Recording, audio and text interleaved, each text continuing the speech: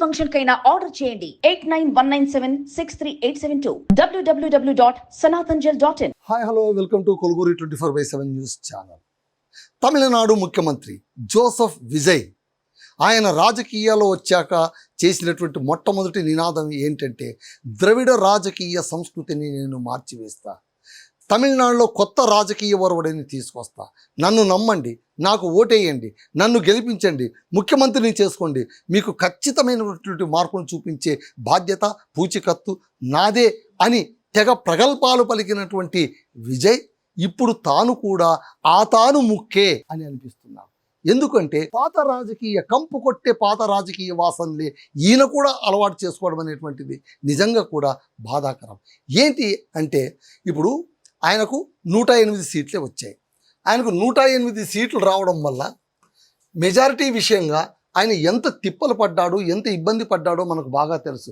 దాదాపు 10 రోజుల పాటు ప్రతిష్టంభన కొనసాగింది. ఆయన ముఖ్యమంత్రి అవుతాడా లేదా, గవర్నర్ తను పిలుస్తాడా లేదా, ప్రమాణ స్వీకారం జరుగుతుందా లేదా, అసలు తమిళనాడు పరిస్థితి ఏంటి అని ఒక సందిగ్ధావస్థలో ఉన్నప్పుడు వామపక్షాలు కావచ్చు, పిఎస్కే కావచ్చు, ఆ తర్వాత ఒక ముస్లిం పార్టీ కావచ్చు, ఇవన్నీ కాంగ్రెస్ కావచ్చు, వీళ్ళందరూ కూడా చిన్న చితక పార్టీలు అందరూ కలిపి ఒక 10-12 మంది ఈయనకు సపోర్ట్ ఇచ్చారు.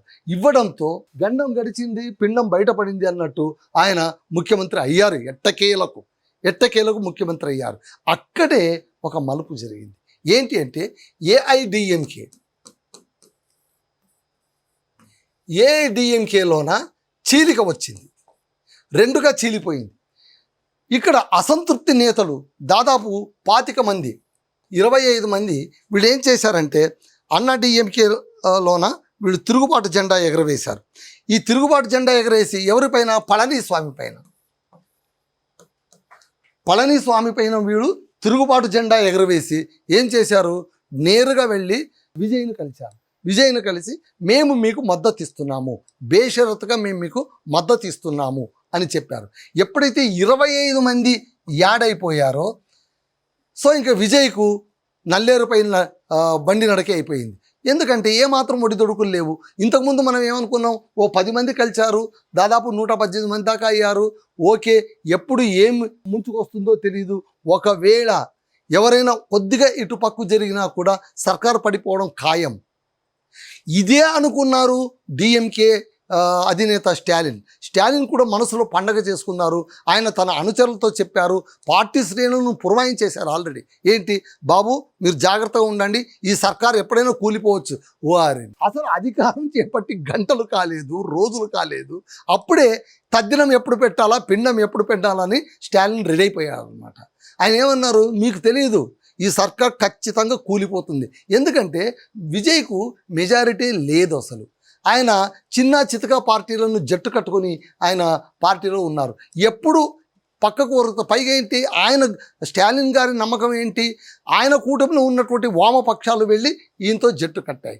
పైగా కాంగ్రెస్ ఆయన కూటమిలో ఉన్నా కూడా ఆయనకు మాట మాత్రం చెప్పకుండా విజయ్తో జట్టు కట్టడంతో కాకుండా ఇక మీద తమిళనాడులో రానున్న అన్ని ఎలక్షన్లలో మేము టీవీకేతోనే కలిసి వెళతామనేది చెప్పడంతో డిఎంకేకు ఎక్కడో కాలిపోయింది. అందుకోసమే ఉదయనిధి స్టాలిన్ ముద్దుల కుమారుడు, ఆయన కూడా ఎమ్మెల్యేగా గెలిచారు. ఆయన ఏమని చెప్పారంటే, కాంగ్రెస్ను మేము ఈ జీవితంలో క్షమించబోము, మాకు మాట మాత్రం కూడా చెప్పకుండా కూటమి ధర్మం పాటించకుండా ఎలా వెళ్ళి వాళ్ళు మద్దతు ఇస్తారు, ఆ మద్దతును విజయ్ ఎలా స్వీకరిస్తారు. పైగా అంటే ఒకటి, విజయ్ సర్కారు ఏర్పాటు కాకముందు స్టాలిన్ ఒక పెద్ద మనిషి ముసుగేసుకొని అందరితో కూర్చొని ఒక మాట అన్నారు. ఏంటి, సరే మీ ఇష్టం, అక్కడ సర్కారును ఏర్పాటు చేయడానికి విజయ్కి మద్దతు ఇవ్వాలనుకుంటే మీ ఇష్టం ఇచ్చుకోండి, అది మీ పార్టీకి సంబంధించింది, మీ అంతర్గతంగా మీరు చర్చించుకొని మీ నిర్ణయం తీసుకోండి, దానికి మాకు సంబంధం లేదు అని చెప్పి అందరి దృష్టిలో హీరో అయిపోయాడు రాత్రికే. అందరూ అన్నారు ఉంటే స్టాలిన్లా ఉండాలి. చూడండి ఆయనకి ఎంత పెద్ద మనసు. ఆయన ఓడిపోయినా కూడా, ప్రతిపక్షంలో కూర్చున్నా కూడా విజయ్ను, తన ప్రత్యర్థిని, బలమైన ప్రత్యర్థిని ముఖ్యమంత్రి కావడానికి తన వద్ద ఉన్నటువంటి కూటమి సభ్యుల్ని మీ ఇష్టం మీరు వెళ్ళండి అన్నారు.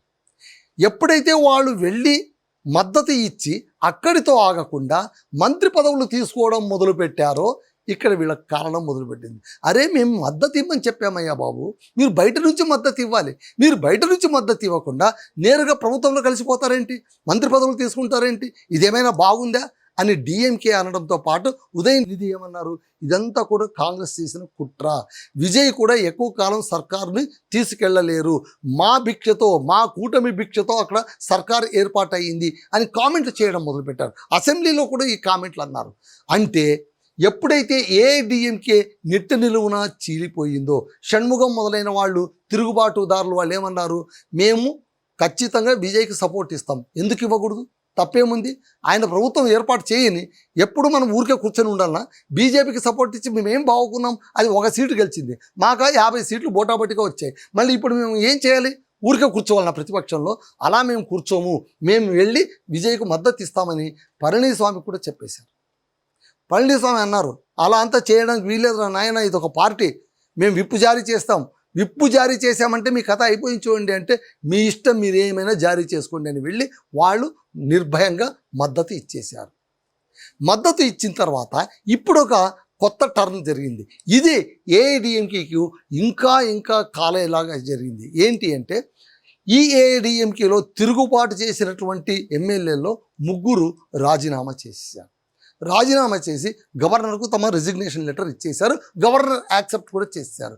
వీళ్ళు ఇప్పుడు ఏంటి, కింద ఫ్లోర్లోన రాజీనామా చేసి పైన ఫ్లోర్లో వెళ్ళి టీవీకే కండువా కప్పుకుంటున్నారు. అంటే ఏంటి, విజయ్ ఒక మాట అన్నారు, మీరు ఏఐడిఎంకే ఎమ్మెల్యేలుగా మా వైపు వస్తే ఎప్పటికైనా మీకు టెక్నికల్ అబ్జెక్షన్, కాబట్టి మీరు అలా వస్తే మేము తీసుకోము, మళ్ళీ చూడండి మళ్ళీ మీరు రాజీనామా చేస్తారేమో చేయంటే నిరభ్యంతరంగా వాళ్ళు రాజీనామా చేశారు. ఇప్పుడు రాజీనామా చేసిన దానికి ఏంటి, ఉప ఎన్నికలు జరగాలి, బై ఎలక్షన్స్ జరగాలి. ఈ బై ఎలక్షన్లో అధికారం పార్టీ ఎవరిది ఉంటుందో వాళ్ళు డబ్బు ఖర్చు పెట్టుకుంటారు, మనీ ఖర్చు పెడతారు, మజిల్ పవర్ ఉంటుంది, ఖచ్చితంగా అందరూ పోయి అక్కడ కాన్సన్ట్రేట్ చేసి తమ క్యాండిడేట్లను గెలిపించేసుకుంటారు. మీరు జాగ్రత్తగా గమనించండి, తెలంగాణలో ఉద్యమ సమయంలో అప్పటి కేసీఆర్ టీఆర్ఎస్ చాలా సందర్భంలో ఎమ్మెల్యేలు పదవులను త్యాగం చేసి బై ఎలక్షన్లు వచ్చేలాగా చేశారు. అదొక చరిత్ర, అదొక గొప్ప ఉద్దేశం కోసం ఆనాడు రాజకీయాలు ఉపయోగపడ్డాయి. ఇక్కడ తమిళనాడులో ఇప్పుడు వీళ్ళు రాజీనామా చేస్తున్నారు, వీళ్ళు ఉప ఎన్నికలకు ముందుకెళ్తున్నారంటే ఏ సభకు కోసం ముందుకెళ్తున్నారు, కేవలం వాళ్ళ స్వార్థం కోసమే. అదే ఏఐడిఎంకే అన్నాడు, ఇదేనా నీ ద్రవిడ రాజకీయాన్ని వ్యతిరేకించడం అంటే, ఇదేనా నువ్వు కొత్త వరుడి తీసుకురావడం అంటే, విజయ్ ఏం చేస్తున్నావో నీకు అర్థమవుతోందా అని హెచ్చరించారు. మీరు చేస్తున్న పని మీకు అర్థమవుతుందా, ఉప ఎన్నికలు వచ్చేలాగా చేస్తారా, ఉప ఎన్నికలు వస్తే దేశానికి ఖర్చు కదా, ప్రజల డబ్బుతోనే కదా మళ్ళీ మనం ఎన్నికలు నిర్వహించుకోవాల్సింది, ఇంత బాధ్యత రాహిత్యమా, ప్రజలు ఓటు వేసి గెలిపించింది వేరే పార్టీలో ఎగిరిపోవడానికా, లేదా రాజీనామా చేసి మళ్ళీ ఎన్నికల్లో నిలబడడానికా, ఇలా చెప్పేసరికి ఇప్పుడు విజయ్ పైన అందరూ దృష్టి పడింది. మళ్ళీ నిజంగా విజయ్ విప్లవాత్మకమైనటువంటి రాజకీయాలు చేస్తారా, ఆయన పరిపాలనలో కొత్త స్టెప్పులు వేసుకుంటున్నారు. ఏంటి, 70 వైన్ షాపులను ఆయన రద్దు చేశారు, గుడులు, ఆ తర్వాత బడి చుట్టుపక్కల ఉన్నటువంటి వైన్ షాపులను రద్దు చేశారు, ఆ తర్వాత రైతులకు రుణమాఫీ ప్రకటించేశారు, ఆయన చేయవలసినవన్నీ చేస్తూ ఉన్నారు. ఓకే, ఆయన మేనిఫెస్టోను క్లియర్ చేసుకుంటున్నారు. మరోవైపు ఈ రాజకీయాలు విజయ్కు కొత్త తలనొప్పిగా మారాయి. మళ్ళీ చూడాలి, మళ్ళీ ఈ కొత్త తలనొప్పి విజయ్కు చెడ్డ పేరు తెచ్చేలా చేస్తుందా, ఈయన కూడా ఆ రాజకీయాల వెంటే వెళ్ళినట్టుగా ఉంటుందా, ఈయన కూడా ఆరోగటి పాట పాడినట్టే ఉంటుందా, లేదా కొత్తగా ఏమైనా చేయగలరా? Let's wait and see.